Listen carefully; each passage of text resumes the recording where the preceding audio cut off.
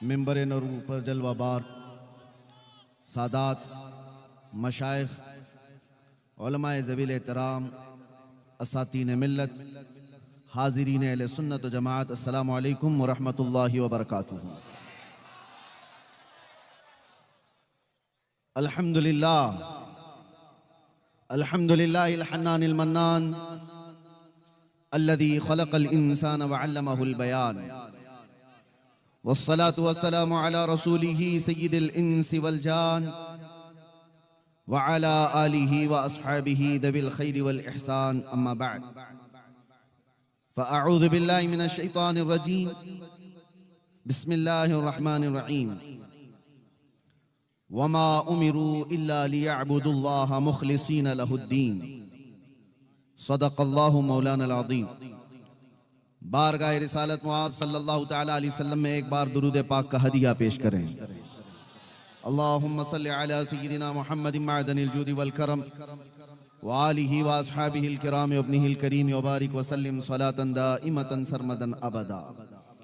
फिर के गली गली तबाह ठोकरें सबकी खाई क्यों, फिर के गली गली तबाह ठोकरें सबकी खाई क्यों, दिल को जो अक्ल दे खुदा तेरी गली से जाए क्यों। जान है इश्क़ मुस्तफ़ा रोज फजूं करे खुदा, जिसको हो दर्द का मजा नाज़े दवा उठाए क्यों। वाह सुभान अल्लाह। बुलहवस सुन सीमो जर की बंदगी अच्छी नहीं, उनके दर की भीख अच्छी सरवरी अच्छी नहीं। मेरे अजीजों, आलास की सरजमीन पर मैं मेरे करम फरमा आले रसूल सैयद ज़हीर अब्बास साहब क़िबला अदामल्लाहु इक़बालहू के हुक्म पर हाजिर आया हूँ। और बात दर हकीकत यह है कि हम निस्बतों वाले लोग हैं और निस्बतें हमें खींच करके उन मकामात पर पहुंचाती हैं जहां तक हमें पहुंचना होता है। वो और होगा जिसका तार कटा होगा, कभी इधर गिरे कभी उधर गिरे। जिसका तार मजबूती से जुड़ा है, यहां बटन लगाओ रोशनी मदीने तक ही पहुंचे। वाह वाह वाह वाह वाह। उसके तार में जो जुड़ाव है वो उसे मदीने की निस्बत तक पहुंचा ही देता है। मैं आप तमाम ही हजरात के जज्बात की कदर करता हूं। अक्सर व बेशतर नौजवान बाहर से भी आए हुए होंगे और मेरे आने से कबल हर जगह पर मैंने एक चीज महसूस किया है, एक बुरी छवि पेश की जाती है पूरे इलाके में। हमारे देश के जो बिरादरान वतन हिंदू लोग हैं, जिस भी समाज से ताल्लुक़ रखते हैं, उनके दरमियान एक चीज़ फैला दी जाती है कि मौलाना भड़काऊ भाषण करता है और लोगों में एक अलग मैसेज जाता है। मेरे अजीज़ों, मैं इसकी सफाई नहीं देना चाहता, लेकिन मैं उनको ये दावत ज़रूर दूंगा कि कभी उनकी फैलाई हुई बातों को तो बहुत सुना, हमारी बातों को भी तो ज़रा सुन लो। वाह वाह वाह वाह। कभी भी हमारा टारगेट कोई कम्युनिटी नहीं है, कोई कौम नहीं है। लोगों ने उसको तोड़ मरोड़ करके पेश किया है। एक बात याद रखें, ये भी एक चालबाजी है। आज पूरी मीडिया इस पर काम कर रही है। अगर आप किसी के बुरे काम को उंगली उठा करके बोलोगे तो कहेंगे ये पूरे समाज को गाली दे रहा है। हमें क्या पड़ी हुई है किसी को गाली देने की, किसी को बुरा कहने की। उस नबी पाक सल्लल्लाहु ताला अलैहि वसल्लम के दीन में हम हैं, जिस रसूल करीम सल्लल्लाहु ताला अलैहि वसल्लम ने रास्ता चलते हुए अकल से जो लोग पैदल हों, जिनका ज़हनी तवाज़ुन भी खो चुका हो, उनकी बातें तक नबी पाक सल्लल्लाहु अलैहि वसल्लम तवज्जो से सुना करते थे। हमारा ये मिजाज नहीं है। लेकिन एक बात मैं आपको बताता हूं, जो भी किसी भी जगह का हो, वो चाहे टोपी पहना हुआ हो, जुब्बा पहना हुआ भी क्यों ना हो, अगर नबी पाक सल्लल्लाहु अलैहि वसल्लम की तरफ गुस्ताखी की उंगली उठाता है तो फिर हम छोड़ते नहीं हैं। हम ये नहीं देखते हैं कि वो किस जगह से ताल्लुक रखता है। यही मेरा जुर्म है, यही मेरा कसूर है, जिसकी वजह से हमारे चेहरे को लोगों के दरमियान डरावना बनाकर पेश किया गया है। और बेचारे पुलिस डिपार्टमेंट वाले जो शुरू में जानते नहीं, लेकिन जैसे जैसे हमारे जलसे की तारीख करीब आती है, उनके अंदर एक और चीज हलचल पैदा हो जाती है। कौन आ रहा है, ये कितनी खबरें आ रही हैं, उधर से भी फोन आ रहे हैं, इधर से भी फोन आ रहे हैं। मैं उनकी मजबूरी भी समझता हूं, मैं जानता हूं हर जगह से लॉ एंड ऑर्डर खराब हो जाएगा, डिस्टर्ब हो जाएगा। मैं आपको बताता हूं, पिछले 3 सालों में 200 से ज्यादा जलसे किए होंगे। एक भी जगह लॉ एंड ऑर्डर खराब हुआ है तो मुझे ला करके दिखा दे, एक भी जगह। लेकिन हजारों ऐसे नौजवानों को मैं डिपार्टमेंट के सामने खड़ा कर सकता हूं जो नबी पाक की मोहब्बत में उन्होंने नशा को छोड़ दिया। नारे तकबीर, नारे एक दो रिसालत। नहीं, एक दो नहीं, सैकड़ों की तादाद में हैं जिनकी जिंदगियां कुछ और थीं। लेकिन मैं ये नहीं कहता मेरी वजह से, हुजूर पाक की मोहब्बत की वजह से, नबी पाक सल्लल्लाहु ताला अलैहि वसल्लम के नाम की निस्बत की वजह से उन्होंने अपनी पुरानी व अय्याश जिंदगी को खत्म कर दिया है। लोग ये इल्जामात लगाते रहते, लॉ एंड ऑर्डर डिस्टर्ब हो जाएगा, लोग बिगड़ जाएंगे, माहौल खराब हो जाएगा। ये नफरती लोगों के बारे में मैं इतनी बात कहूंगा कि हर समाज में लोग होते हैं और ऐसे कीड़ों की बात पर ज़हन नहीं देना चाहिए। मौसम में आते और मौसम में चले जाते हैं। बात आप देखें, हम जिस मुल्क में रह रहे हैं ये वो देश है जहां बरसों से ऐसी डाइवर्सिटी मौजूद है कि इसको कोई तोड़ नहीं पाया, आज तक कोई तोड़ नहीं पाया। आपको पता है हिंदुस्तान की ये खुसूसियत है, पूरी दुनिया में मैं बहुत सारी कंट्रीज को देखा है, बहुत सारे मुल्कों को जाकर के देखा है, वहां एक कौम अपनी ही कौम को मार रही है। आप जाकर के न्यूज उठा करके देखे, मालूमात होंगी आपको। मुसलमान है तो मुसलमान को ही मार रहा है, दूसरी कोई कंट्री में पूरे के पूरे वही लोग हैं, वो आपस में एक दूसरे को मार रहे हैं। हम जिस मुल्क में रह रहे हैं, हिंदुस्तान में, मेरे अजीजों, यहां एक दो नहीं 200 से ज्यादा जातियां, 200 से ज्यादा धर्म वाले लोग मौजूद हैं। एक दो नहीं, 200 से ज्यादा रिलीजियंस यहां पर मौजूद हैं और सब जी रहे हैं, सब जी रहे हैं। और ये सरकार गरीब नवाज का, उनके आस्थाने की बरकत का मैं ये खुल करके इजहार करता हूं कि जितने खुलकर आजादी के साथ आप अपने दीन पर इस जमीन पर अमल कर रहे हैं, दूसरी जगहों पर इतने आसानी से अमल भी नहीं है। नारे औलिया तकबीर, कामिलीन की निस्बतों का असर, नारे रिसालत। या औलिया कामिलीन की निस्बतों का असर है। ये वो देश है जहां हिंदू मुसल्ला बिछा कर देता है कि मुसलमान नमाज पढ़ते हैं। क्या ये देश नहीं है? हमने इन तमाम चीजों को कहां पर गाली गलौज करके खत्म किया है? किसको हमने हर्ट किया है? अभी मैं आलास आया, मेरे अजीजों, उलमा एक तरफ, अवाम एक तरफ, हाजी अपनी तरफ, लेकिन आपके इलाके के सरपंच हैं, शायद वो भी हिंदू समाज से ताल्लुक रखते हैं। आए, चादर मुझे पहनाई, हार मुझे पहनाया, ये तमाम जो तहजीब है मौजूद, फिर कौन सी वो नफरत है जो फैलाई जा रही है? अब मैं आपको बताता हूं, आज मुझे यहां पर हजरत ने भी बताया था, कसीर तादाद में हिंदू समाज से भी लोग मौजूद हैं, तो मैं उनसे कहता हूं हमारी बातों को गौर से सुनना और कभी अपने ऊपर मत लेना, कभी अपने ऊपर ना लेना। और तुम भी अगर कभी हमारे अंदर मौजूद कोई कीड़ा हो, उसको अगर बोल रहे हो, तो हम अपने ऊपर भी नहीं लेते, हम अपने ऊपर नहीं लेते। दुनिया तालिबान को टेररिस्ट कहती है, हम डिफेंस करने नहीं जाते, क्योंकि हमें पता है हमारा उनसे कोई ताल्लुक ही नहीं। हम उनका डिफेंस करने नहीं जाते। हम सूफिया की जमात से ताल्लुक रखते हैं, वो औलिया कामिलीन की जमात से ताल्लुक रखते हैं।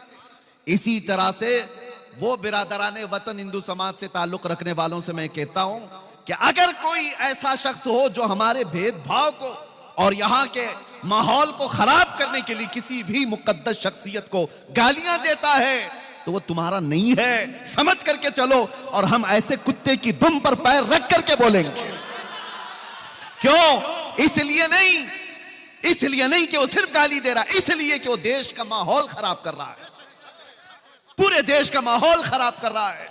और ऐसी जगह पर हम जो बात करते हैं, तो इसीलिए दुनिया को ये हमारा चेहरा पेश किया जा रहा है कि ये भड़काऊ भाषण करता है।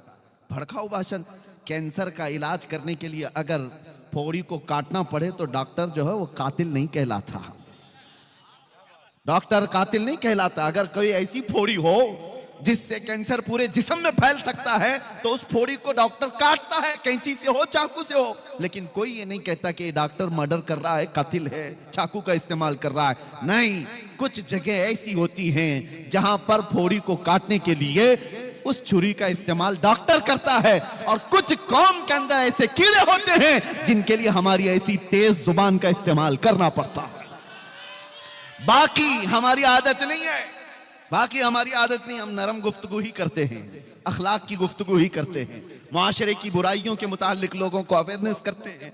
लेकिन नबी पाक सल्लल्लाहु ताला अलैहि वसल्लम की शान को समझो मेरे अजीजों।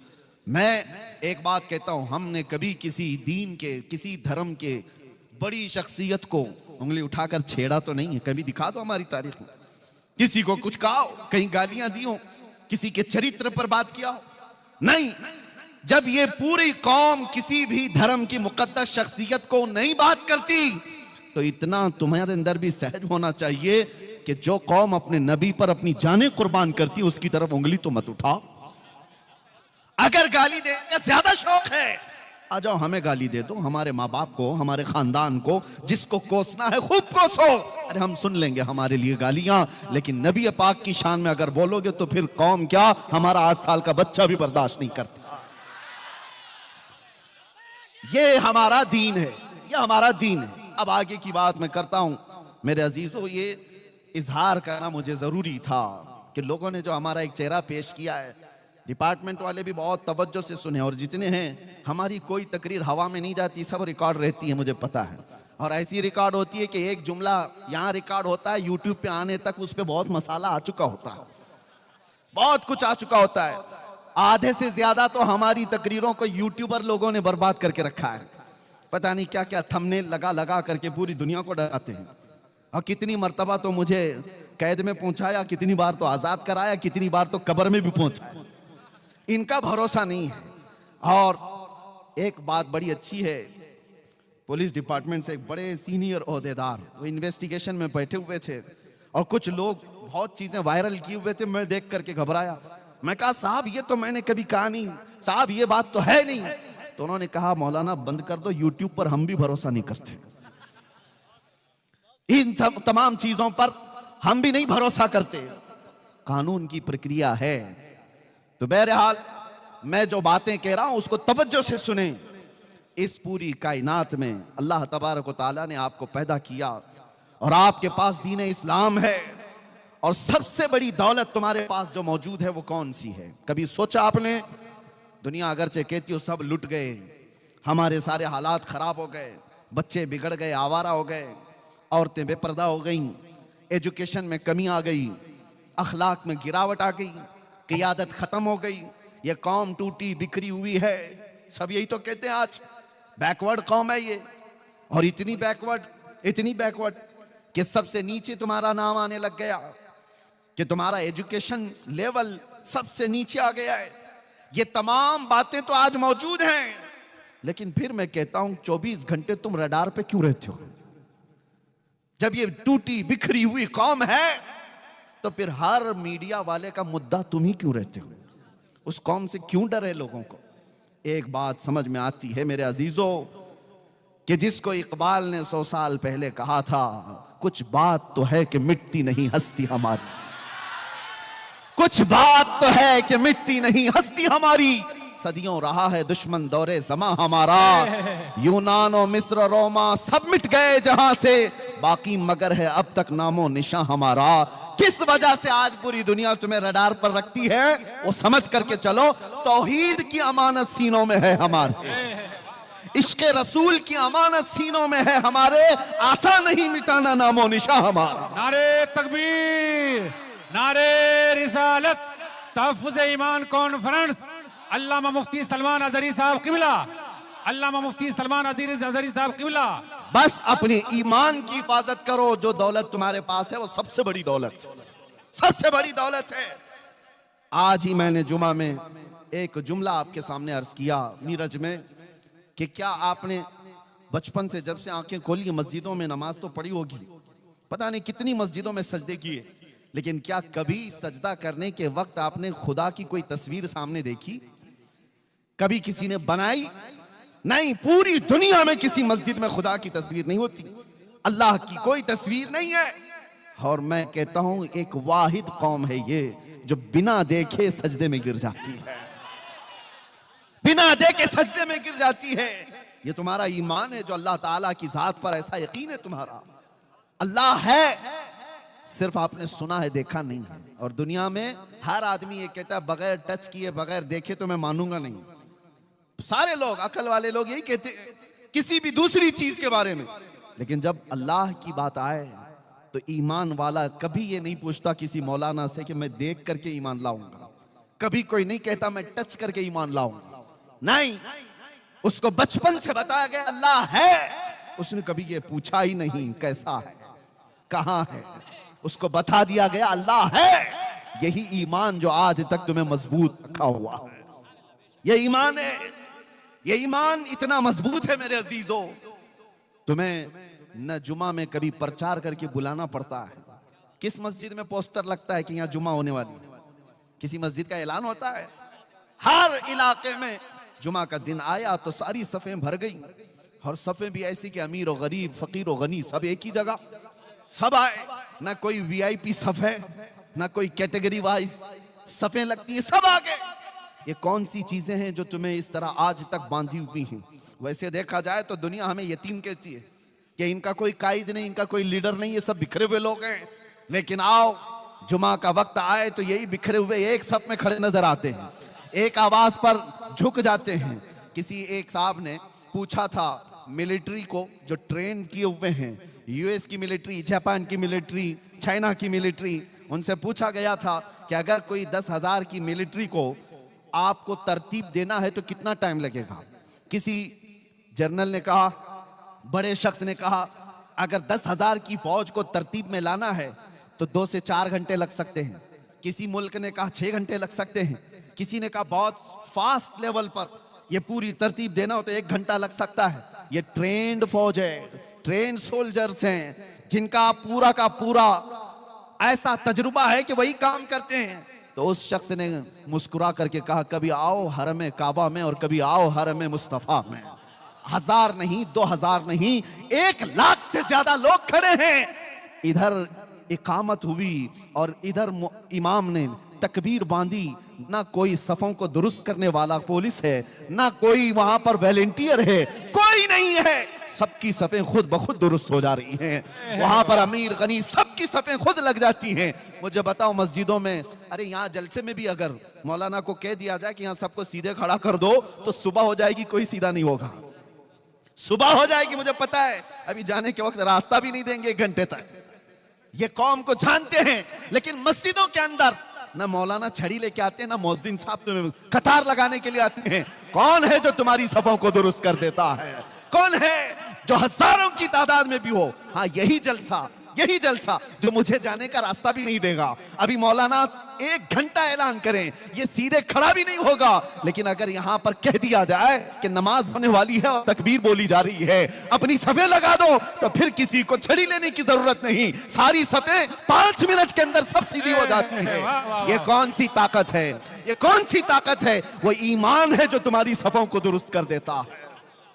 वो ईमान है जो तुम्हारी सफों को सीधा कर देता है। इसीलिए मेरे अजीजों, बार बार मैं एक बात कहता था, लोगों ने उसका दूसरा माना इस्तेमाल कर लिया। मैं तो जगाने के लिए कहा था गुजरात में, न घबराओ मुसलमानों, अभी खुदा की शान बाकी है, अभी इस्लाम जिंदा है, अभी कुरान बाकी है। ये बात इसीलिए कहा था कि बहुत कुछ तुम्हारे पास बाकी है, बहुत कुछ तुम्हारे पास है। वो ईमान की दौलत, इसका सौदा कभी मत करना। चाहे दुनिया की सारी दौलत तुम्हें देनी पड़ जाए, लेकिन ईमान का सौदा कभी ना करना। जो झुकने की अल्लाह ने तुम्हें तौफीक बख्शी है, ये सबसे बड़ी तौफीक है। जो सफों में खड़े होने की तौफीक बख्शी है, ये सबसे बड़ी तौफीक है। इस ईमान की हिफाजत की आज कॉन्फ्रेंस है ना, तहफ्फुज़ ईमान कॉन्फ्रेंस, इसी में मैं आपसे कहूंगा अपने घर को लीकेज से बचाने के लिए क्या क्या चीजें इस्तेमाल करते हो? कौन कौन सा केमिकल ला करके वाटर प्रूफिंग करवा देते हैं कि छत के लीकेज को बंद कर दिया जाए।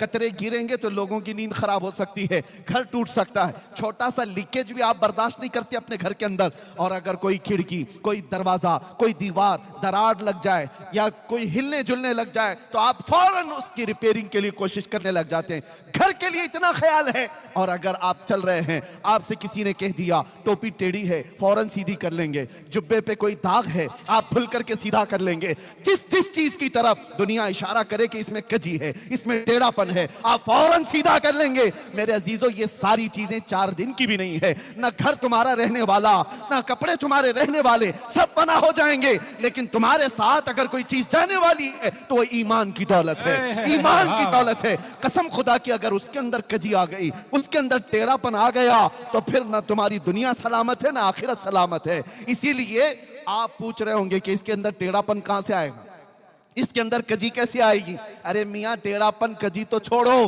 पूरा ईमान उछक ले जाने वाले चोर भी मौजूद हैं। आला हजरत ने 100 साल पहले कहा था, आंख से काजल साफ चुरा ले, यहां वो चोर भला के हैं। सुना है आपने ये शेर? आंख से काजल साफ चुरा ले। कभी पुलिस वालों से जाकर के पूछना, आप थाने में नौकरी कर रहे हो, बहुत साल हो गए, कभी आज तक ऐसा कोई केस रजिस्टर्ड हुआ है कि किसी ने आंख से काजल चुरा लिया किसी का? वो पूछ लो उनसे कि कहीं आपके पास ऐसा कोई केस बुक हुआ है कि फलां बंदे ने फलां की आंख का काजल चुरा लिया? वो भी हंसेंगे, ये कौन सी चोरी है, ये कौन सी चोरी? लेकिन बरेली का इमाम कह रहा है कि ऐसी चोरी भी होती है, ऐसी चोरी भी होती है। मैं तुम्हें समझाता हूं, आंख से काजल साफ चुरा लें, इसका मतलब वो डब्बी वाली काजल नहीं है, वो कालक वाली काजल नहीं है। आला हजरत फरमाते हैं, एक मुसलमान की आंख का काजल इश्क मुस्तफा होता है। वाह वाह वाह। हुजूर की मोहब्बत तुम्हारी आंखों का सुरमा है, वो जो ना हो तो और वो जो न थे तो। इसी तरह आंख में काजल जो है, वो लगाने वाले काजल की बात नहीं कर रहा हूं। नबी पाक की मोहब्बत, औलिया कामिलीन की निस्बत, अल्लाह की जात पर ईमान, ये तुम्हारी आंखों का काजल है। और इसके चोर दुनिया में बहुत मौजूद है। हाँ, चोरी करने वाले लोग कभी गठरी लेकर के आ गए, कभी पूरे के पूरे मोहल्ले को लेकर के चले गए। इसीलिए ऐसे चोरों से अपना ईमान बचाओ, ईमान लूटने वाले लोग। अच्छा, एक बात और मैं बता दूं, सबसे बड़ी चैलेंज की बात यह है, आपको अगर पता लगे कि ये दुश्मन है मेरा, आप अपने माल पूरा उससे बचा के रहेंगे। वो गुजरेगा तो अलर्ट हो गए, वो देखेगा तो अलर्ट हो गए, लेकिन आपके घर में मौजूद है तो कैसे पता चले? ये बड़ा मसला है। आपके घर में आपके साथ उठता बैठता सब हो, वो अगर आपके माल का दुश्मन हो, चोर हो, तो कैसे पता करेंगे? यही सिचुएशन आज हमारी है। अगर कोई दूसरा शख्स होता जिसको आप देख रहे हैं कि मुशरिक है और मेरे ईमान का चोर हो सकता है, आप बच जाएंगे। लेकिन टोपी दाढ़ी वाला, जुब्बे कुब्बे वाला, तुम्हारे साथ चलने फिरने वाला और इश्क रसूल से पूरा अंदर से खाली है, लेकिन देखने बड़ा नमाजी लगता है, हाजी भी लगता है, ज़कात खूब बांटता है, लेकिन अंदर से वो खाली है और बहुत बड़ा चोर है। और ऐसे चोर की दुश्मनी, ऐसे चोर की दोस्ती, तुम्हारे आंख का काजल वो कब उठा ले जाएगा पता भी नहीं चलेगा। बचो ऐसी निस्बतों से जिसका सीना हुब्बे मुस्तफा से खाली है। जो नबी पाक की बात आए तो आए काएं करता है। और फिर हाँ, कितने ऐसे अभी देखो बौछार होती है सोशल मीडिया पर कि मौलाना मजार पर गए, खड़े हो गए, मौलाना नमाज के बाद खड़े हो गए, या नबी सलाम अलैका कह रहे, मौलाना ये कर रहे, नबी का नाम आया तो खड़े हो गए। मैं उन जालिमों से कहता हूं, कोई नेता आए तो उसके छाटने के लिए तुम खड़े हो जाते हो? तुम्हें मुबारक दुनिया के वक्त है, हमें मुबारक हमारे नबी की इज्जत। हम अपने नबी पाक के नाम पर खड़े होते हैं तो ये अल्लाह की अता है कि अल्लाह ने अपने नबी के गुलाम में ये तौफीक बख्शी है कि वो अपने नबी के नाम पर खड़े होते हैं। ये वो लोग हैं जो साथ रहते हैं और ईमान के डकैत हैं, ईमान के चोर हैं। इसलिए मेरे अजीजों, हर दाढ़ी जुब्बा वाला, हर टोपी कुर्ते वाला, ये मत समझ लेना कि साहिब ईमान है, ये मत समझ लेना साहिब ईमान है। बचपन में हमने सुना था कि एक बात कही जाती थी कि काबुल में सब घोड़े नहीं होते, गधे भी होते हैं। इसी तरह से मेरे अजीजों, ये जो सारी चीजें आपको नजर आ रही, बहुत सारे लोगों को, बच्चों को मुझे आज बताना इसलिए जरूरी है कि ये पूरा दीन और ईमान ये गूगल से सीख रहे हैं, ये सारे इंटरनेट से सीख रहे हैं। सोशल मीडिया पर कोई आया, दो आंसू बहाया, क्या क्या बयान है इसका, दिल को छू जाता है। हाँ, उधर फरेफ्ता हो गए। और इनकी मिसाल ऐसी है, मैं आपको बता दूं, हमारे एक बुजुर्ग आलिम दीन ने कहा था, तवज्जो है नौजवानों, सुनो, ईमान की हिफाजत के लिए बात कर रहा हूं। ये अंधा बगोला देखा है आपने, व्हाइट कलर का, क्या कहते हैं आपके यहां? बगोला ही ना, बहुत खूबसूरत दिखता है, बहुत खूबसूरत रहता है। एक बार किसी तालाब में जाकर बैठा और सर झुकाए बैठा है, उसकी खूबसूरती पर कौन नहीं फिदा, और भोलापन भी इतना दिखता है, इतना भोला है, कभी किसी को टच भी नहीं करता। और ऐसी भोलेपन पर कुर्बान होकर छोटी छोटी मछलियां उसमें आ गई, मछलियों में एक शोर मच गया। अल्लाह वाले आए हुए हैं, बहुत बड़े बुजुर्ग आए हुए हैं, अरे चलो सब जियारत के लिए। सारी मछलियां कह रही हैं, एक छोटी मछली दूसरी मछली से कह रही है, इतना नूर है चेहरे पर, इतने खूबसूरत हैं, और सर झुकाए सुबह से तस्बीह पढ़ रहे, तस्बीह पढ़ रहे हैं। चलो सारी मछलियां जियारत के लिए। अरे भगदड़ मची हुई थी, सब मछलियां जा रही हैं बगोला देखने के लिए। एक दादी अम्मा भी थी, बड़ी मछली थी, उसको खबर मिली कि ये सब कहां जा रही हैं, तो सबों ने कहा कि आज तो एक अल्लाह वाले हैं, लंबी चोंच है, उजले कपड़े हैं, तस्बीह पढ़ रहे हैं, आंख बंद है, सर झुका हुआ है। उस दादी अम्मा ने कहा वो चोर है। कहा तुम उसको अल्लाह वाला समझ रही हो, मत जाओ। तो इतना उसने कहा तो वही हुआ जो हमारे साथ होता है। सारी मछलियों ने कहा, अरे अम्मा ये पुराने ख्यालात की है, यह हमें बुजुर्गों से मिलने से रोकती है। यही कहते हैं ना उलमा, जब किसी बुराई को रोकते हैं तो तुम क्या कहते हो, ये मौलाना लोगों का मसला है, हमें तो अपना ऐश करने दो, हमें एंजॉय करने दो।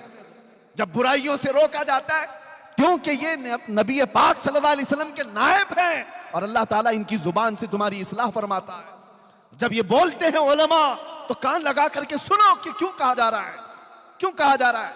नौजवानों को ऐसा लगता है कि हमें जीने नहीं देते ये लोग, हर चीज पे रोक टोक करते हैं, तुम्हें बाद में पता चलेगा होगा क्या। दादी अम्मा तो बहुत रोकी, मछलियां सब मुखालिफ हो गई। कहा ये इस बूढ़ी को छोड़ दो, इसने दुनिया कहां देखी, ये पुराने ख्यालात कि हम तो देखेंगे वो बुजुर्ग को, हम तो जियारत करेंगे। और सबों ने मिलकर के जत्थे जा करके जियारत पर चली आई। और मेरे अजीजों, जब बगोले के आसपास सब नमन करने आई होंगी, सलाम करने आई होंगी, बगोला देखता रहा, दो पैरों में और एक चोंच में मार करके उड़ गया। वो तो उसके पास तीन चीजें थी, इसलिए वो तीन उठाए, और भी ज्यादा होती तो सबको ले जाता।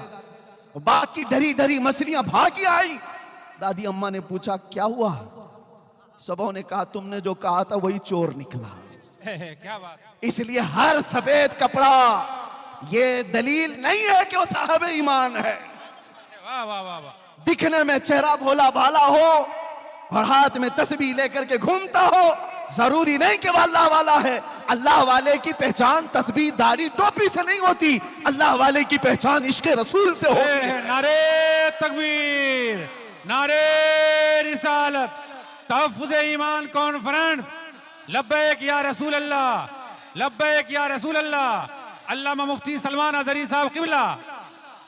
और अल्हम्दुलिल्लाह हम फख्र है इस बात पर कि ये जो सुन्नियों का मजमा है, हमारे पास दीन गूगल से नहीं आया है, हमारे पास दीन डॉक्टरों से नहीं आया है, हमारे पास दीन वो प्लम्बर और इंजीनियर से नहीं आया है, हमारे पास दीन गौसे आजम से होते हुए आया है, हमारे पास दीन गरीब नवाज से होता हुआ आया है, हमारे पास दीन आला हजरत से होता हुआ आया है, हमारे पास दीन सैयदना ज़ैनुल आबिदीन तवक्कुल से होता आया है, हमारे पास दीन निजामुद्दीन का है, हमारे पास दीन ख्वाजा दक्कन से है। ये अल्हम्दुलिल्लाह सुन्नियों की किस्मत में है, हमें गूगल में देखने की जरूरत नहीं। जब दीन देखना होता है हम अजमेर देखते हैं और बगदाद देखते हैं। वाह वाह। हमें पता है ये सीधा रास्ता है। और आला हजरत ने फरमाया या रसूल अल्लाह तेरे गुलामों का नक्शे कदम है राह खुदा। वाह वाह वाह। तेरे गुलामों का नक्शे कदम है राह खुदा, वो क्या भाग सके जो ये सुराग लेके चले। लहद में इश्के रुखे शह का दाग लेके चले, अंधेरी रात सुनी थी चिराग लेके चले। आप समझ रहे हैं इस बात को? निस्बतों के लोग हैं हम, शुरू में इसीलिए मैंने कहा हम फख्र करते हैं इस बात पर। आए नौजवानों, चाहे दुनिया जितनी भी मॉडर्न हो जाए, जितनी भी तरक्की कर जाए, ऐसे ऐसे लोग आएंगे जो तुमने सुनी नहीं होंगी वो बातें तुम्हें सुनाएंगे। मेरे आका सल्लल्लाहु अलैहि वसल्लम फरमाते क़यामत के करीब मेरी उम्मत में कुछ ऐसे लोग निकलेंगे और लोगों को खिताब करेंगे, ऐसी बातें सुनाएंगे और सब लोग हैरत में रहेंगे कि हमारे बाप दादाओं ने भी नहीं सुना था। वो हदीस पाक में मेरे आका ने अलामत बताई है, वो ऐसे लहजे में सुना रहे होंगे कि लोग फरिफ्ता हो जाएंगे। लेकिन हुजूर ने फरमाया तुम अपने आप को उनसे बचाओ, अपने आप को उनसे बचाओ, इसलिए कि वो तुम्हारे दीन के चोर हैं, डकैत हैं। ऐसा कोई भी तुम्हें नजर आए जो औलिया की दुश्मनी पालता हो, ऐसा कोई भी तुम्हें अगर नजर आए, ऐसा कोई भी जो हुजूर पाक की ताजीम पर आई कहीं करता है, तो उससे अपना दामन समेट लेना। कहा ये हमारा नहीं। मेयार और कैटेगरी, मेयार और तुम्हें एक थर्मामीटर दे करके जा रहा हूं कि हमेशा उसको नाप करके देखना कौन हमारा कायद है, कौन हमारा रहबर है। वही हो सकता है जो तुम्हें रसूलुल्लाह की शरीयत का रास्ता देता है। बाकी सारे रास्ते इधर उधर ले जाने वाले लोग। और एक बात ये भी मैं बता दूं, पीर साहब भी कोई हो, जितने भी पीर साहब हो, अगर वो नबी पाक का रास्ता छोड़ा है तो पीर नहीं, वो पैर है, वो पैर है। और हुजूर पाक की मोहब्बत सजा कर रखता है तो हमारे सर का ताज है। ये हमारा मेयार है। आप इस चीज को समझ करके चलें। दीन हमारा, इस्लामी कवानीन के तमाम तर चीजें तुम्हारे सामने मैं रख रहा हूं, क्योंकि नौजवानों के लिए अब बहुत बड़ा चैलेंज आ गया है। इंटरनेट पर खोलते हैं तो कौन सी वेबसाइट देखें कौन सी नहीं, ये भी समझ में नहीं आता। सब दीन इस्लाम के नाम पर प्रोपेगेंडे फैलाए हुए बहुत सारे, उसमें हमारी कई बच्चियां और कई बच्चे फंस जाते हैं। वो जाल है, उस जाल में कई लोग फंस जाते हैं। आपको मैं एक बात बताना चाहूंगा, कुछ लोग ये कहते हैं ना दुनिया बहुत नई हो गई, नए तरीके पर आना चाहिए। मैं भी मानता हूं आज का दौर है मोबाइल का, हम मोबाइल छोड़ कर तो नहीं रह पाएंगे। आज का दौर लाइटिंग का है, हम लाइट छोड़ करके तो नहीं रह सकते। आज का दौर है गाड़ियों में तेजी से जाने का, हम ये छोड़ करके भी नहीं रह सकते।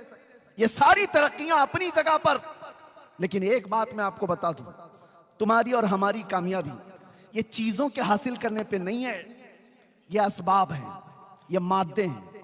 माइक का इस्तेमाल भी मैं करूंगा, मोबाइल का इस्तेमाल भी मैं करूंगा, लाइट का इस्तेमाल भी मैं करूंगा, ये कंप्यूटर का, इंटरनेट का इस्तेमाल भी करूंगा, लेकिन ये तमाम चीजें इस पर हम डिपेंड ना रहे कि यही सब कुछ है, बल्कि हकीकत में तुम्हारी कामयाबी आगे दौड़ने में है या पीछे पलटने में है। एक बात समझ करके चलो, हमारी कामयाबी ऐसे आगे दौड़ने में नहीं है, हमारी कामयाबी उस जगह पर है जहां तुम्हें खालिद बिन वलीद की आवाज नजर आ रही हो। हमारी कामयाबी वहां पर है जहां तुम्हें हैदर कर्रार की गरजती हुई आवाज नजर आ रही हो। उस तक पहुंच जाओ जहां उस्मान गनी के कदम हो, जहां फारूक आजम के कदम हो, जहां सिद्दीक अकबर के कदम हो। इतना पीछे चले जाओ जहां रसूलुल्लाह की आवाज आए। यह है हमारी कामयाबी। और इन तरक्कियात ने हमारा बेड़ा गर्क कर रखा है। हो क्या रहा है, मैं बार बार ये कहता हूं, इन तरक्कियात के हम खिलाफ नहीं, लेकिन कुछ हालात ऐसे हैं कि ये बोलना हमारी मजबूरी। क्या वो अंधेरा ही भला था कि कदम राह पे थे, वो अंधेरा ही भला था कि कदम राह पे थे, रोशनी लाई है मंजिल से बहुत दूर है। में तरक्की तरक्की तरक्की करते हुए रूहानियत खत्म हो गई, रूहानियत खत्म होने लग गई। आज मैं जिस जगह पर भी जाऊं, मैं बहुत बचपन में अपने बुजुर्गों को देखा है, आपको भी मैं एक तंबीह कर रहा हूं। हम जब जाते दूर खड़े उन बुजुर्गों को मिलने की अगर तौफीक मिल जाती, वक्त होता तो मिल लेते, नहीं तो इतने अदब से दूर से खड़े रहते, उलमा भी अवाम में भी। लेकिन आज पूरी ये तरक्कियात ने बदल लिया है। अब उलमा को लोग मिलने नहीं, सेल्फी लेने आते हैं। सबसे पहले इनका मोबाइल उठेगा, तकरीर सुनने के लिए यहां पर हजारों की तादाद में होंगे, लेकिन इसमें तो 75% वो हैं जो खुद नहीं सुन रहे, मोबाइल को सुना रहे हो लोग। वो सारे लोग, अरे रिकॉर्डिंग सब मिलने वाली है, लेकिन ये तरक्की ने तुम्हें क्या कर रखा है, तुम्हारी रूहानियत खत्म हो रही है। मस्जिदों में भी यही, मज़ारात में भी यही, हर जगह पर। मैं तो तंग आ गया कि हमारे खाने पीने की भी नहीं छोड़ी जाती। हद तो यह है, कुछ इलाकों पर मैं मेहमान बन करके जाऊं, कमरे में सुबह से शाम तक बैठे हुए हैं, इस्तिंजा के लिए जाने का वक्त नहीं है। और हम कहें भी क्यों नहीं है, आपको मैं बताऊं, अरे इधर बाहर निकले इस्तिंजा जाने, सारे वीडियो चालू, क्या आदमी अपनी हाजत भी नहीं करे? ये तुम्हारी तरक्कियात है जो इंसानियत को भी खत्म करती चली जा रही है। हमने देखा है ये तरक्कियात ने कितना बेड़ा गर्क किया है। रास्ते पर एक्सीडेंट हो गया, आदमी तड़प रहा है, खून में लथपथ है, और ये बंदा उसकी वीडियो निकाल रहा है। इंसानियत क्या थी? अरे वीडियो का ख्याल ही कहां, पहले उसका खून तुम्हें तड़पा देता। वो रूहानियत होती, इंसानियत होती, पहले तुम उसकी मदद करते। अरे कोई गटर में गिर रहा है, उसकी वीडियो निकाल रहे, कोई खंबे से गिर रहा है, उसकी वीडियो निकाल रहे कि वायरल हो जाएगी, व्यूज आ जाएंगे। ये तरक्कियात ने तुम्हारा बेड़ा गर्क कर रखा है। इसीलिए मैंने कहा वो अंधेरा ही भला था कि कदम राह पे थे, वो अंधेरा ही भला था कि कदम राह पे थे, रोशनी लाई है मंजिल से बहुत दूर में। आज मैं एक बात इसलिए ये चीजें छेड़ रहा हूं कि इन तरक्कियात ने तुम्हारा और हमारा ऐसा नुकसान किया है कि रूहानियत को और हमारे अंदर के अदब को खत्म करती चली जा रही है। इसलिए मेरे अजीजों, ये आस्थाने जो औलिया के हैं, यहां हम क्यों आते हैं पता है? इन आस्थानों पर हमारा क्या रखा है? लोग हमसे सवाल करते हैं, गरीब नवाज के आस्थाने पर क्यों जा रहे हो, क्या मिलने वाला है? हाँ, अमेरिका आओ, यूरोप आओ, यहां तो एक से एक टेक्नोलॉजी मिलेगी। मैं उनसे कहता हूं, तुमने टेक्नोलॉजी पर इतनी मेहनत की, ये आसमान पर नहीं चांद पर भी पहुंच गए। तुमने बहुत मेहनत की, चांद पर भी पहुंच गए, प्लेन बना दिया, हजारों को इधर से उधर मुंतकिल करती है, ट्रांसफर करती है। तुमने इंटरनेट बनाया, पूरी दुनिया को ग्लोबल विलेज कर दिया, सारी तरक्कियां मुबारक। लेकिन जिस चीज की भी तरक्की है ना, वो मेटल की तरक्की है। इंसान ने जिस पर मेहनत किया वो मेटल तरक्की कर गया। ये लोहा था, इंसान ने इस पर मेहनत किया, इसको माइक बना दिया है। ये लाइट, इस पर इंसान ने मेहनत किया है, उसको एक शक्ल दे दी है। मैं बात कर रहा हूं, सारी टेक्नोलॉजी तुमने इस मेटल पर लगाई। औलिया के आस्थाने वो है जो मेटल नहीं इंसान बनाते हैं, इंसान बनाते हैं। कौन से इंसान? यूरोप के एक बाशिंदे ने कहा था हमारे एक बड़े आलिम दीन से कि आओ हमारे पास, हमने तरक्की इतनी की है कि हमने सयाल मादे से केमिकल बनाए, हम चांद तक पहुंच गए, हम इंटरनेट बनाए, हम एरोप्लेन बनाए, हम कंप्यूटर बनाए। सब सुना। उस आलिम दीन ने कहा ना ना ना ना, मुझे ये सब चीजें नहीं चाहिए, मुझे एक ऐसा आदमी चाहिए, एक ऐसा आदमी जिसकी दो उंगलियों के बीच से देखे तो सातवां आसमान नजर आए, और नीचे देखे तो सातवां जमीन का हिस्सा नजर आए। उसने कहा ऐसा भी कोई आदमी होता है? हमारे पास मशीनें बहुत हैं, आदमी ऐसा नहीं है। उसने कहा आओ मैं तुम्हें अजमेर लेकर के चलता हूं। वाह वाह वाह वाह। अजमेर एक मोइनुद्दीन हसन चिश्ती नाम से नौजवान है, एक बुजुर्ग के पास आता है। बुजुर्ग का नाम ख्वाजा उस्मान हारूनी है।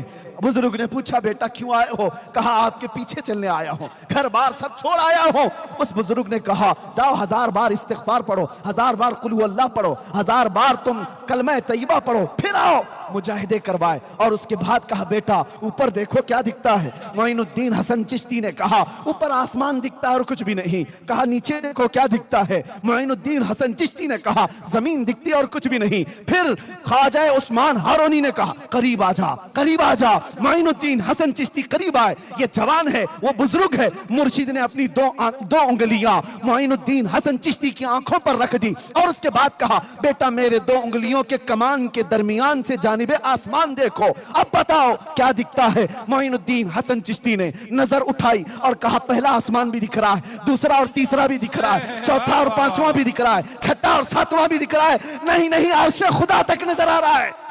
वाह वाह वाह। कहा नीचे देखो, नीचे क्या दिख रहा है? दो उंगलियों के बीच से, पीरो मुर्शिद की दो उंगलियों के बीच से। मोइनुद्दीन हसन चिश्ती ने देखा और कहा मुझे पहला और दूसरा जमीन का हिस्सा भी, तीसरा और चौथा भी, पांचवा और छठा भी, सातवां भी, यहां तक के तहतुस्सरा तक नजर आ रहा है। ये तारीख की सच्चाइयां हैं। उस बुजुर्ग आलिम दीन ने कहा, ये वाकया बता करके, ओ यूरोप के तरक्कियात और मॉडर्न दुनिया के बाशिंदे, आजा, मैं तुझसे मेटल की तरक्की नहीं पूछता। तुमने मिसाइल भी बनाए, पेट्रोट मिसाइल भी, जो दुनिया को तबाह बर्बाद कर देता है। मैं तुमसे पूछता हूं, एक ऐसा बंदा ला करके दिखा दो जो जमीन पर बैठकर लौहे महफूज को पढ़ लिया करता। वाह वाह वाह, नारे तकबीर, नारे रिसालत, तहफ्फुज़ ईमान कॉन्फ्रेंस, अल्लामा मुफ्ती सलमान अज़हरी साहब क़िबला, सरज़मीन आला शरीफ, हजरत अल्लामा सैयद ज़हीर अब्बास साहब क़िबला। ये जो आस्थाने हैं, यहां इंसान बनाए जाते हैं, इसलिए हम इन आस्थानों पर आते हैं। लोग ये समझते हैं कि सिर्फ बच्चे मांगने आते हैं, बिजनेस मांगने आते हैं। नहीं मियाँ, पहले इंसान बनो, इंसानियत तुम्हारे अंदर आए। और ये आस्थाने सबसे पहले इंसानियत सिखाते हैं। इंसानियत, सूफिया इकराम की तालीमात में सबसे पहली तालीम ये है, किसी को ठेस ना पहुंचाओ, किसी को तकलीफ ना पहुंचाओ। ये सूफिया की तालीमात में है। अरे सरकार गरीब नवाज जब यहां पर आए, आज भी उन पर भौंकने वाले कुछ कीड़े हैं। कीड़े नहीं, कुत्ते हैं। भौंकता कीड़ा नहीं है, कुत्ता है। लेकिन मुझे उनसे गरज नहीं। गरीब नवाज की अगर तालीमात देखते, कभी भी उन्होंने अजमेर मोहल्ला में आकर के किसी को ठेस पहुंचाया हो, किसी को मारा हो, किसी को दर्द पहुंचाया हो, तारीख में एक बार भी ला करके दिखा। अरे लोगों ने उनका पानी बंद कर दिया और उनका खाना बंद कर दिया, उनके ऊपर पता नहीं क्या क्या चीजें की। लेकिन ये दुर्वेशों के आस्थाने ऐसे हैं, इनका हाल क्या है पता है? वो मैं आज आपको देकर के जाता हूं। जुनैद बगदादी सूफिया के इमाम है, सूफिया के इमाम है। एक बार अपने मुरीद के साथ जा रहे थे दरिया दजला के पास, और दरिया में देखा ये बिच्छू डूब रहा है। बिच्छू को तैरना नहीं आता। आपने हाथ डालकर बिच्छू को निकालना चाहा कि डूब जाएगा, मर जाएगा। जैसे ही आपने हाथ डाल करके निकाला और बिच्छू ने डंक मार दिया। आपने हाथ झटक लिया, फिर गिर गया। दूसरी मर्तबा फिर उसको उठाए। बिच्छू का डंक ये आसान नहीं है, बहुत जहरीला होता है और तड़पता है आदमी। जुनैद बगदादी ने दूसरी मर्तबा बिच्छू को उठाया, फिर डंक मार दिया, फिर आपने पटक दिया, लेकिन छोड़ा नहीं उसको। उनका मुरीद साथ में है, देख भी रहा है। तीसरी मर्तबा जुनैद बगदादी ने मजबूती से उसके डंक को पकड़ा और उठा करके बाहर फेंक दिया। बिच्छू चलता हुआ सूखे में चला गया, लेकिन डंक का असर तो था। मुरीद ने पूछा, हुजूर वो मूजी जानवर है, ईजा देने वाला, जहरीला, वो डंक पे डंक मार रहा है और आप उसको बार बार निकाल रहे हैं। जुनैद बगदादी ने सूफिया का मैसेज दिया, अपने मुरीद से कहा, बिच्छू की आदत है डंक मारना, वो अपनी आदत पर अमल कर रहा है। सूफिया की आदत है मदद करना, मैं अपनी फितरत पर अमल कर रहा हूं। नारे तकबीर, नारे रिसालत, फैजान औलिया किराम, फजाइल औलिया किराम। इसलिए मेरे अजीजों, ये तसव्वुफ की तालीमात है, औलिया की तालीमात है, जहां से हमें ईजा देना नहीं सिखाया गया है, डंक मारना नहीं सिखाया गया है, डंक मारने वाले को भी उठाना सिखाया गया है। ये तालीमात है हमारी। अब आओ आगे एक और बात मैं आपसे कहता हूं। इन औलिया के आस्थानों पर हम क्यों आते हैं? यही बात चल रही है। बात इसलिए चल रही है कि यहां सिर्फ बच्चे मांगने नहीं आते, बिजनेस मांगने नहीं आते, इंसान बनने के लिए आते हैं। इंसान बनने के लिए आते हैं कि अखलाक इनके अंदर आ जाए। ये हर धर्म में मौजूद है, हर रिलीजियन में आप देखेंगे कुछ लोग तपस्या करते हैं आत्मा की शांति के लिए, वो अपनी अपनी तपस्या कर रहे हैं। ये सूफिया कामिलीन वो लोग हैं जो मैल कचेल वाला जो इंसान है, जब इनके पास आता है तो अपनी नजरों से उसके दिल को साफ करते हैं, उसको इंसान बनाते हैं, अखलाक सिखाते हैं। जो उसके अंदर बुराइयां आ गई हैं शैतान की तरफ से, उसको निकाला जाता है। बहुत सारी बुराइयां, आज हालात हमारे ऐसे खराब है मेरे अजीज, हमें कोई साफ करने वाला मुर्शिद भी दिखता नहीं। मैं सबकी बात नहीं कर रहा हूं, अक्सर कौन है जो हमारी तरबियत करता हो, जो नजरों से हमारे दिलों को पाक करता हो, हमारी रूह को बुलंदी पर पहुंचाता हो? ऐसा कोई दिखता नहीं। इसलिए आज हम आस्थानों पर आते हैं, इसलिए नहीं कि सिर्फ यहां चादरें चढ़ाओ, संदल चढ़ाओ, फूल चढ़ाओ और चले जाओ। अरे उन औलिया को तुम्हारी चादरों की कोई जरूरत नहीं, अल्लाह ने उनको जन्नती चादर पहनाया हुआ है, अल्लाह तबारक व तआला ने उनको जन्नती लिबास पहनाया। एक चादर रखी जाती है इसलिए कि मुमताज हो, यह आम खबर नहीं है, यह अल्लाह वाले की खबर है। लोग अगर हमसे सवाल करते हैं तो उसकी वजह भी मैं बता देता हूं कि अगर हमारे औलिया कामिलीन की कब्रों पर चादर रखी जाती है तो क्यों काबे पे गिलाफ क्यों चढ़ाया गया है? इसलिए कि वो आम घर नहीं है, वो अल्लाह का घर है। कुरान पे गिलाफ क्यों होता है? इसलिए कि वो आम किताब नहीं है, अल्लाह की किताब। इसीलिए वली पाक के आस्ताने पर चादर रखते हैं, ये बताने के लिए कि आम खबर नहीं है, अल्लाह वाले की खबर है, वो मुमताज रहे।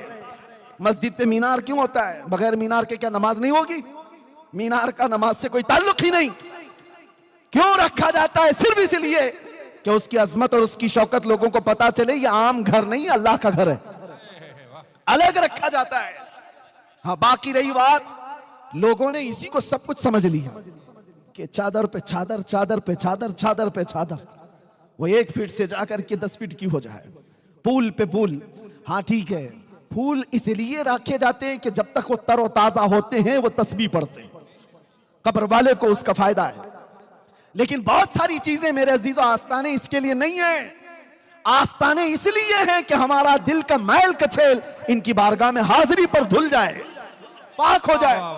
और जो गया और वैसा ही मैला दिल लेकर के आया तो वो क्या हाजिरी दिया?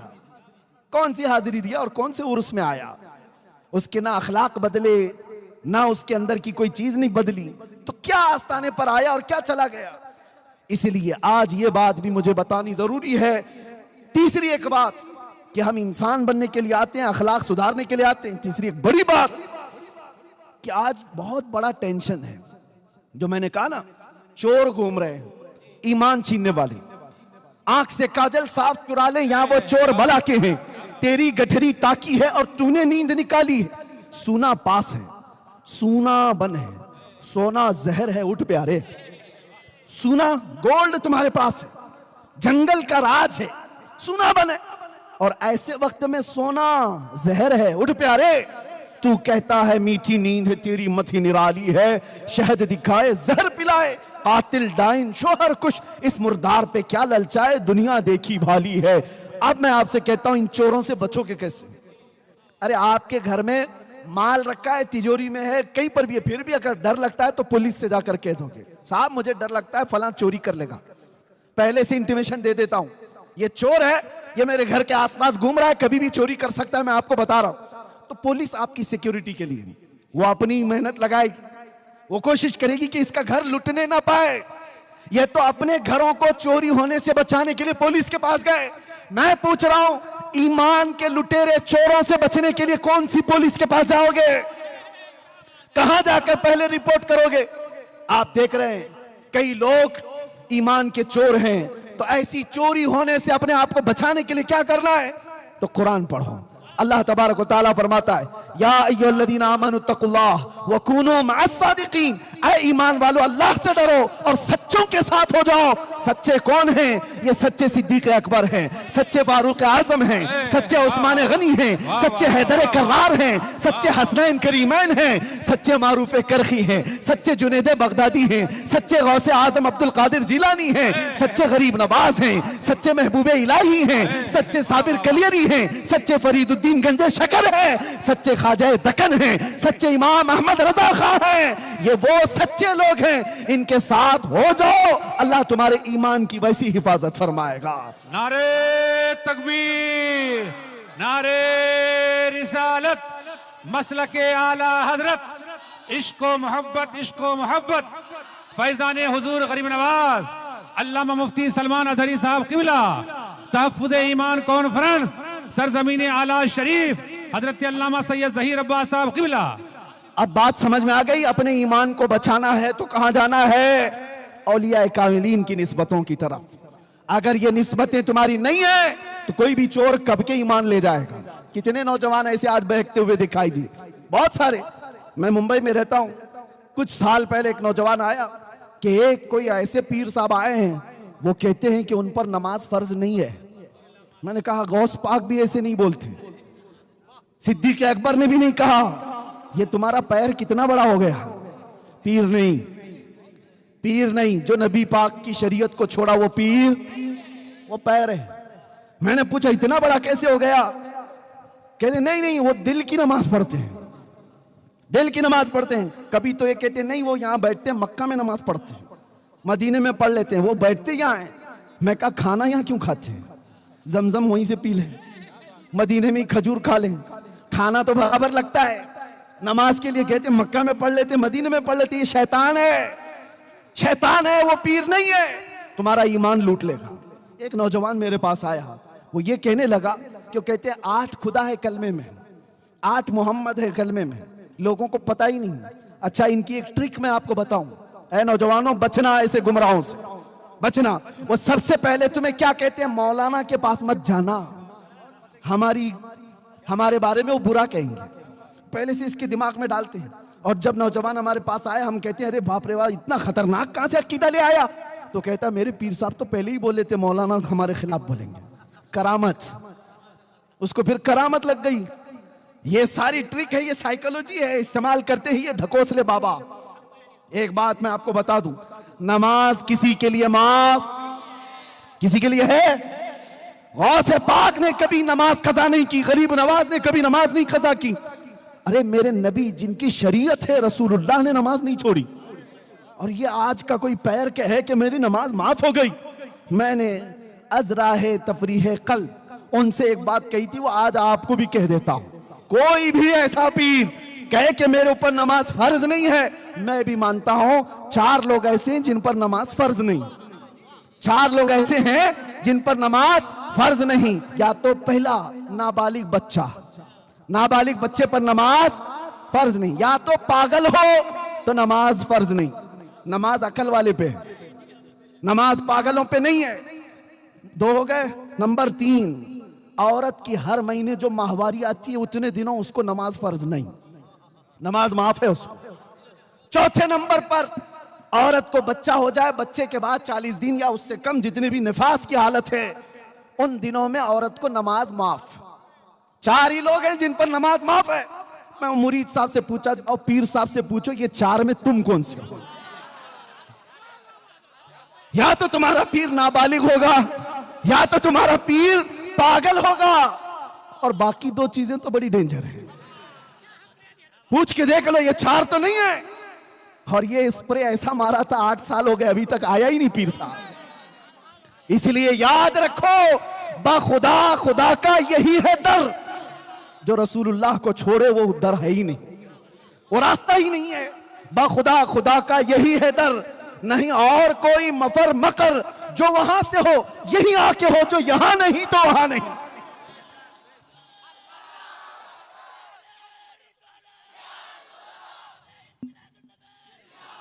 बात अब कंप्लीट करने आ रहा हूं, खत्म कर रहा हूं। तवज्जो मेरे अजीजों, चाहे दुनिया में जितने भी रास्ते लोग ला करके दिखा दें, सीधे एक ही देखना कि ये मदीने तक पहुंचता है कि नहीं। अगर नबी पाक की शरीयत छोड़ करके बात करता है तो अपना नहीं है, चाहे वो जैसा भी हो। या औलिया कामिलीन के आस्ताने हमें बचाते। मेरे अजीजों, गौसे पाक ने, गरीब नवाज ने, या जितने औलिया हैं, उन्होंने अपना गर्विदा नहीं बनाया, उम्मत को रसूलुल्लाह का दीवाना बनाया। आज हम यही चाहते हैं, आप मेरा इस्तकबाल न करें, मेरे नाम का नारा न लगाएं, मुझे इज्जतों से न बिठाएं। मैं आता इसलिए हूं कि हमारे आने से नौजवानों के दिलों में मेरे मुस्तफा का इश्क बढ़ जाए, मोहब्बत बढ़ जाए। मैं इसलिए आता हूं कि लोग देखें तो मुझे न पुकारें, बल्कि गुंबद खजरा की तरफ तवज्जो करके कहें, लब्बैक या रसूल अल्लाह, लब्बैक या रसूल अल्लाह, लब्बैक या रसूल अल्लाह। हमारी तकरीर भी वसूल हो गई और ये जलसा भी वसूल हो गया। हम अपना बनाने नहीं आए, उस नबी का शहदा बनाने आए। इसलिए कि आज हम हैं, कल नहीं रहेंगे, मगर वो गुंबद खजरा की चमक सुबह क़यामत तक रहने वाली है, वो हिदायत का नूर सुबह क़यामत तक रहेगा। इसलिए मैं तुम्हें किसी लैला का मजनू बनने नहीं देना चाहता जो हर दिन मजनू चेंज करती हो। मैं आपको उसका गर्विदा बनाने आया हूं जो आज एक बार हाथ थाम ले तो कब्र में भी नहीं छोड़ता और हशर में भी नहीं छोड़ता। वाह वाह वाह वाह। आपको पता है, मेरे आका सल्लल्लाहु अलैहि वसल्लम ने फरमाया सहाबा से, क़यामत के दिन मेरा हाल ये होगा, अरे ये तो एक छोटा मैदान है, कयामत का मैदान, पूरी मखलूक होगी, सारे इंसान होंगे। हुजूर फरमाते मेरा हाल ये होगा, मेरे कंधे पर एक चादर होगी, वो खसक करके गिर रही होगी, और एक हाथ से मैं अपनी चादर संभाल रहा हूंगा, दूसरे हाथ से अपने उम्मती को पकड़ करके जन्नत में ले जा रहा हूंगा। वाह। कौन है जो ये हमारी दस्तगीरी करे? और कब्र में कौन सा दोस्त तुम्हारे साथ आने वाला है, जिसके लिए तुमने रातें बर्बाद की, जिसके लिए तुमने अपने माँ बाप को छोड़ दिया? ये वो लफंगे दोस्त जो तुम्हारे पैसे के आशिक हैं, तुम्हारे माल के आशिक हैं, तुम्हें नशे के अड्डों पर ले जाकर के बिठा दिया, तुम्हारा माल बर्बाद कराया, सब कुछ हुआ, लेकिन क्या ये कब्र पर एक घंटा भी बैठने को तैयार है? इधर मट्टी दिया, उधर निकल गया। कौन है तुम्हारी उस अंधेरी कब्र में आएगा? कोई दोस्त नहीं, अरे सगी माँ भी नहीं, सगा बाप भी नहीं। कब्र की तख्तियां बंद होने के बाद मुनकर नकीर बाद में आते हैं, आमीना का लाल पहले तशरीफ लाता है। वो नबी पाक तशरीफ लाएंगे अपना नूरानी चेहरा लेकर के, और मुनकर नकीर से बुजुर्गों ने कहा है, नकीरन जो हुजूर की मोहब्बत में थक करके गया है, हुजूर फरमाते नकीरन से खबरदार, जरा आहिस्ता जगाना, मेरी मोहब्बत में थक के आया है, मैं मरूं तो मेरे आका या मलाइका से कहना इसे कोई मत जगाना, अभी आंख लग गई है। ये हुजूर ताज शरिया ने लिखा था, इसे कोई मत जगाना, अभी आंख लग गई है। इसलिए आओ, दुनिया की ये चकाचौंध को देखना छोड़ दो, दुनिया की इस दुनिया पर फरेफ्ता होना छोड़ दो। इंटरनेट की दुनिया, ये पबजी की दुनिया ने तुम्हें कहां से कहां पर पहुंचा दिया। वो नौजवान बेचारे जो अपनी मां को छोड़ दिए, अपने बाप को छोड़ दिए, अपने दोस्तों को सिर्फ और सिर्फ खुश रखने के लिए अपने सगे भाइयों और बहनों को छोड़ दिया। क्या ये जिंदगी है तुम्हारी? ये सारी वो दुनिया है जो तुम्हें सीधे रास्ते से ले जाकर के एक ऐसे अड्डे पर बिठाती है जहां जानवर भी नहीं जाता। इसलिए मैं कहता हूं, आओ, एक रास्ता जो तुम्हें दुनिया में भी सुकून देगा, कब्र में भी सुकून देगा, आखिरत में भी सुकून देगा। वो रास्ता कौन सा है? आज ले उनकी पनाह, आज मदद मांग उनसे, कल ना मानेंगे कयामत में अगर मान गया। एक ही इलाज है, वो इलाज देकर रुखसत हो रहा हूं, इलाज मजबूती से पकड़ लो। इसको राजी किया, वो छूट गया, उसको राजी किया, ये छूट गया, इसको जमा किया, ये छूट गया, ये जमा किया, वो छूट गया। ये सब दुनिया में होता ही रहेगा और इस चक्कर में तुम्हारी मौत आ जाएगी। इसलिए छोड़ो ये सारी फिक्रें, एक बात पर आ जाओ, वो क्या है? उन्हें जाना, उन्हें माना, उन्हें जाना, उन्हें माना, न रखा गैर से काम। लिल्लाहिल हम्द, मैं दुनिया से मुसलमान गया, की मोहम्मद से वफा तूने, तो हम तेरे हैं। ये जहां चीज है क्या, लौहो कलम तेरे हैं। आओ बारगाह मुस्तफा में अर्ज करते हैं, या रसूल अल्लाह, चमक तुझसे पाते हैं सब पाने वाले, मेरा दिल भी चमका दे, मेरा दिल भी चमका दे, मेरा दिल भी चमका दे, चमकाने वाले लब्बैक या रसूल अल्लाह। मुस्तफा जान